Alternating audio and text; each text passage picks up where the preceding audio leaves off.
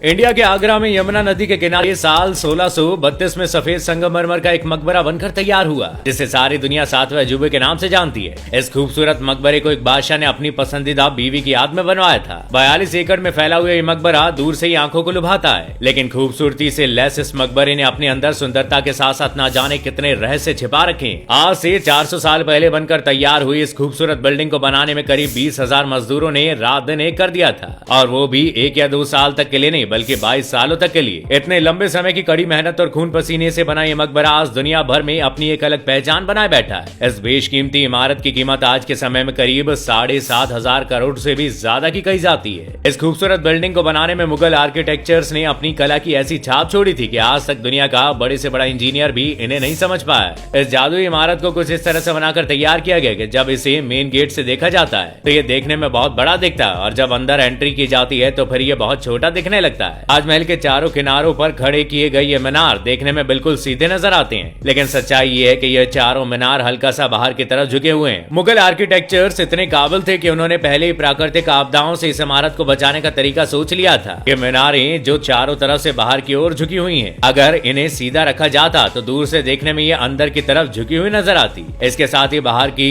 तरफ झुके होने की वजह से अगर कभी भूकंप जैसी समस्या आती तो ये चारों मीनारें बाहर की साइड गिरेंगे और इससे अंदर खड़ी बिल्डिंग को कोई नुकसान नहीं पहुंचेगा। लेकिन इसमें आखिर ऐसा भी क्या था जिसे बनाने वालों ने इसे किसी बेशकीमती हीरे जवाहरात की तरह संभाल कर रखा था, जो इस पर एक खरोच तक बर्दाश्त नहीं कर सकते थे। दरअसल ताजमहल को जिस दौर में बनाया जा रहा था उस समय ना स्टील हुआ करती थी और ना ही कंक्रीट। ये सोचने वाली बात है कि फिर इस भव्य इमारत को किस तरह बनाया गया। ताजमहल की इमारत मोहब्बत की उस दास्ता को बयां करती है जो दुनिया के जहन में सालों साल में रमी हुई है। इसकी कहानी शुरू होती है साल 1607 से, जब हिंदुस्तान और पाकिस्तान पर मुगलों का बोलबाला हुआ करता था। यह दिन मुगल साम्राज्य में बहुत खास था। इस दिन आगरा फोर्ट में बहुत चहल पहल थी। पूरे महल को दुल्हन की तरह सजाया गया था। आगरा के इस किले में आज बादशाह के सबसे छोटे बेटे शहाबुद्दीन मोहम्मद खुर्रम का जन्मदिन था। ये बादशाह के सबसे लाडले बेटे थे। हर साल इनके जन्मदिन पर इन्हें हीरे जवाहरातों से तोला जाता था, लेकिन इस बार कुछ और भी हुआ था। राजा ने इनका विवाह अपने दरबार के वकील की बेटी मुमताज महल से करवा दिया था, और यहीं से शुरू होती है शाहजहां और मुमताज की अमर प्रेम कहानी। शाहजहां की 6 बीवियां थी, लेकिन उनकी नजरें सिर्फ मुमताज को खोजा करती थी। वक्त गुजरा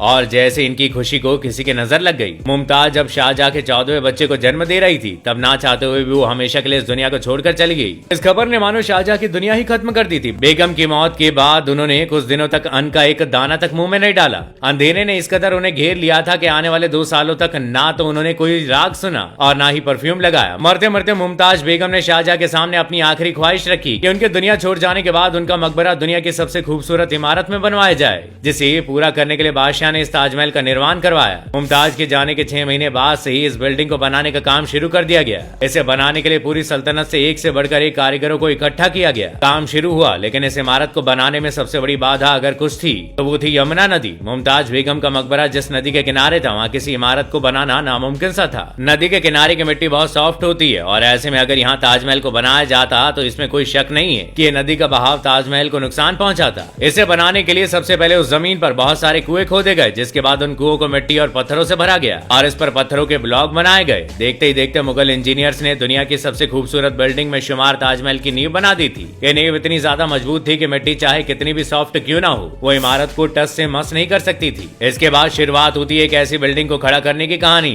आज तक जो किसी ने नहीं देखा हो। इस खास इमारत के डिजाइन का आइडिया किसी इंजीनियर का नहीं था। बिल्डिंग के स्ट्रक्चर को बनाने का आइडिया शाहजहां ने अपने बाप दादाओं की इमारतों से लिया था। बाप यानी कि अकबर के मकबरे से उन्होंने दीवारों का आइडिया लिया, और दादा यानी हेमू की दीवारों से बिल्डिंग के कोर का आइडिया लिया, और अंकल के मकबरे से डोम का आइडिया लिया गया। जब 3 पुश्तों की इस कारीगरी को एक साथ लेकर आया गया तो ये दुनिया की सबसे खूबसूरत बिल्डिंग बन गई, जिसे देख कभी आंखें नहीं भरती। आपको जानकर ताज्जुब होगा कि इस इमारत को बनाने के लिए ईंटें कहीं से मंगवाई नहीं गई थी, बल्कि करोड़ों की संख्या में मौके पर ही बेक की गई थी। इस बिल्डिंग को बनाने में शाही खजाना तेजी से घटता जा रहा था, लेकिन शाहजहां को किसी की नहीं पड़ी थी। उन्हें सिर्फ अपनी बेगम की आखिरी ख्वाहिश दिख रही थी। खबरें बताती है कि इसे बनाने में लगे हुए मजदूरों को खाना खिलाने के लिए शाहजहां ने आसपास के सभी गांवों से अनाज मंगवा लिया था। इसके बाद उन गांवों के लोगों के पास खुद के लिए कुछ नहीं बचा था। समय बीता और बिल्डिंग का स्ट्रक्चर बनकर तैयार हो चुका था। अब बारी थी इसे सफेद चमकते हुए संगमरमर से ढकने की, जिसके लिए संगमरमर आसपास के बजाय आगरा से 400 किलोमीटर दूर राजस्थान से मंगवाए गए थे। और कहा जाता है कि यहाँ मिलने वाला मकराना मार्बल दुनिया का सबसे बेहतरीन मार्बल है। शाहजहां ने ताजमहल के लिए इस पूरे मार्बल पर अपना हक जमा लिया था, और ये खास हिदायतें दी थी कि जब तक ताजमहल को बनाने का सारा काम खत्म नहीं हो जाता तब तक व्यापारी इसे कहीं और नहीं बेच सकते।